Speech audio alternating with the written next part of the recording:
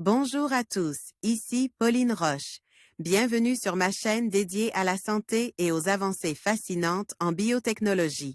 Si vous êtes curieux de découvrir comment ces innovations transforment notre bien-être et notre avenir, n'hésitez pas à vous abonner pour ne rien manquer. Prêt à en savoir plus? À l'état Allons-y! larvaire, les amphibiens sont capables de régénérer un membre perdu. Mais cette capacité disparaît à l'âge adulte. Des scientifiques ont réussi à régénérer la patte d'une grenouille adulte grâce à un cocktail de molécules. Beaucoup des amphibiens sont capables de régénérer un membre perdu avant leur métamorphose, une fois les animaux adultes, cette capacité déclinait fortement. Pour les scientifiques, comprendre les mécanismes biologiques derrière la régénération des membres est la première étape avant une éventuelle application en médecine humaine. Des personnes amputées à la suite d'un accident ou les diabétiques, qui sont sujets à la nécrose des extrémités, pourraient alors voir leurs membres tout simplement repoussés. Aujourd'hui, cela tient plus de la science-fiction que de la réalité, mais les chercheurs travaillent activement sur ce sujet passionnant. Le département de biologie de l'université de Tufts, dans les environs de Boston aux États-Unis, a accueilli pendant plus d'1 an une centaine de xénopes femelles adultes, des petites grenouilles fréquemment étudiées en biologie du développement. Les amphibiens ont-elles un traitement unique en son genre? Un cocktail de 5 molécules prises dans un hydrogel qui a déclenché la régénération quasi parfaite de leur patte amputée. Les details de cette expérience ont été publiés dans Science Advance, le membre du xénope en cours de régénération. ND, pas de traitement, BD, seulement l'hydrogel, MDT, hydrogel plus les 5 molécules. Niroshagi, Murugan et al. Science Advance, une patte perdue, une patte retrouvée. Les animaux ont été amputés d'une de leurs pattes arrière sous anesthésie générale. Dans la foulée, les scientifiques ont appliqué au niveau de la cicatrice un hydrogel constitué de protéines de soie qui contient les 5 molécules régénératives, 1,4 DPCA, le facteur neurotrophique dérive du cerveau, BDNF, hormone de croissance, et à resolvine D5. Ces molécules participent à la croissance des vaisseaux sanguins, des nerfs et des tissus respectivement. La resolvine D5 est un anti-inflammatoire.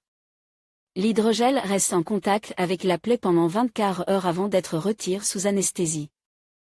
Les xénopes sont ainsi observés pendant 18 mois sans autre intervention.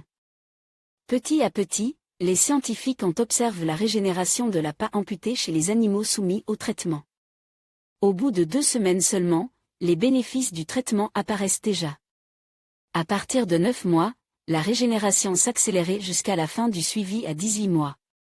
En tout, 75% des xénopes traités présentent un membre nouvellement formé à la structure aussi complexe que le membre natif, avec la présence de vaisseaux sanguins, de tissus osseux et de nerfs fonctionnels. Bien qu'atrophie, le membre régénère semble fonctionnel et permet aux grenouilles de retrouver en partie leur mobilité. Si le cocktail de molécules régénératives apparaît comme efficace chez les xénopes, rien n'est moins sûr chez les mammifères. Et encore moins chez les êtres humains. Actuellement, il est impossible de savoir s'il est possible de régénérer un membre de la taille de celui d'un humain avec cette technique. La première étape sera déjà de le tester sur des souris de laboratoire. Médecine régénérative, une hormone aide à régénérer des membres sur une grenouille. Article de Marie-Céline Ray, publié le 8 novembre 2018. Un nouveau pas a été franchi pour la médecine régénérative. Médecine régénérative, des chercheurs américains ont régénéré en partie une patte de grenouille grâce à un bioréacteur qui délivrait de la progestérone directement au niveau du membre amputé. Pourra-t-on un jour faire repousser un bras ou une jambe? Pour l'instant, cela reste de la science-fiction. Dans le monde animal, certains êtres vivants sont capables de régénération. Des vers plats, les planaires, coupent en deux, reconstruisent un nouvel organisme, des lézards font repousser leur queue et des crabes leurs pinces. Chez les mammifères, certains tissus, comme la peau, l'épithélium intestinal, se régénèrent toute la vie, mais il est Impossible de faire repousser un membre perdu par amputation. Avant de faire des essais chez l'homme, les chercheurs étudient des modèles animaux. Ici, des scientifiques de L et Université Tufts ont travaillé sur un amphibien, le xénope, Xenopus lavi, une grenouille africaine souvent utilisée comme modèle en biologie. Dans cette espèce, l'adulte a perdu les capacités de régénération qui existent chez le jeune.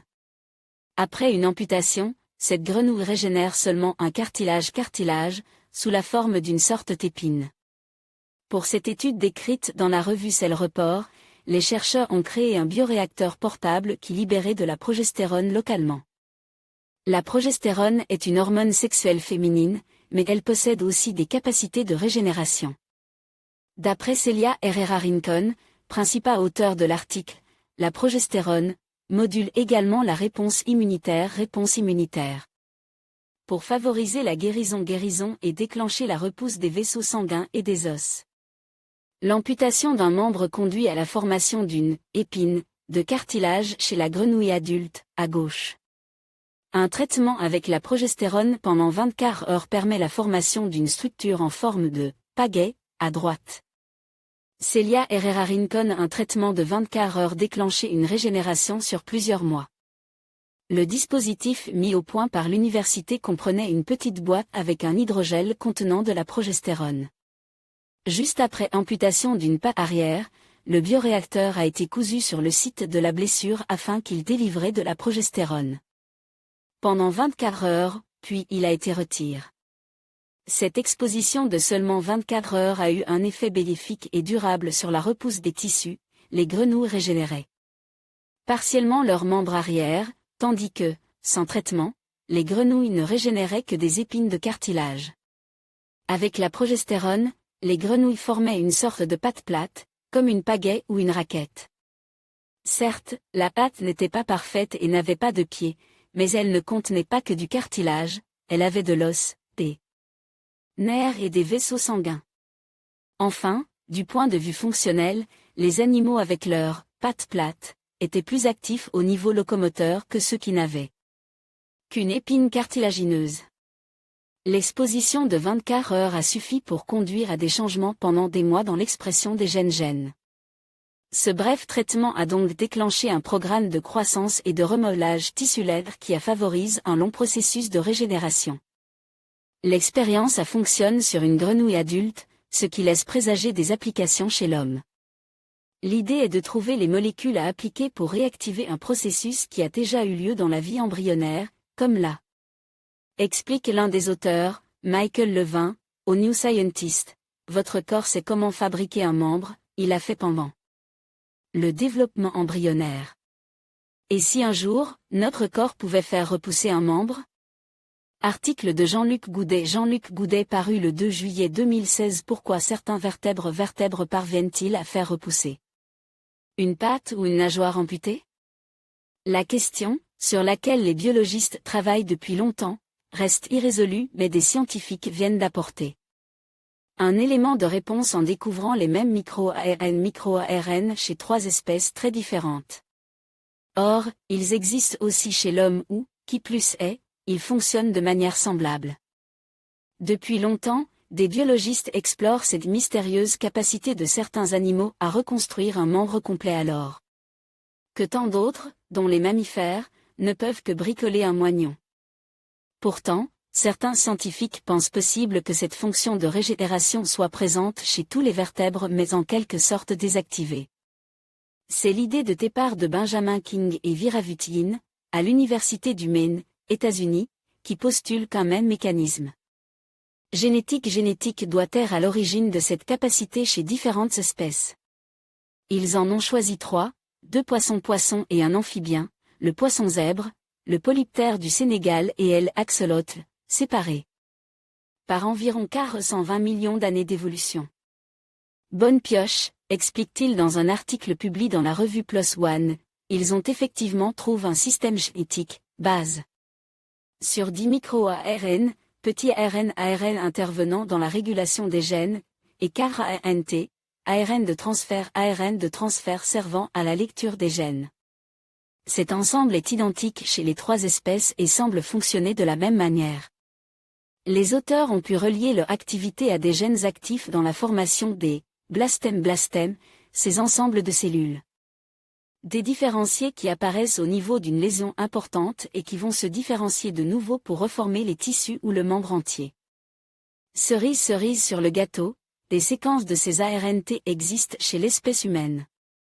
Les images et le schéma en A indiquent les filiations des 3 espèces de l'étude, dont les noms sont écrits en caractères gras. Le polyptère du Sénégal, bichir, le poisson zèbre, zébrafiche, et l'axolotl. Les 2 premiers sont des actinoptérygiens, ray finfish, et le 3e, un amphibien, est un sarcoptérygien, lobfind. Fish, comme les amniotes, reptiles, mammifères et oiseaux, et est déjà éloigné des poissons à poumons, lungfish, comme le sélacanthe. En B, les photographies montrent les blastèmes, formation de cellules dédifférenciées qui s'apprêtent à fabriquer un nouveau membre. Nageoire ou patte, un certain nombre de jours après l'ablation, TPA. B, L, King et V.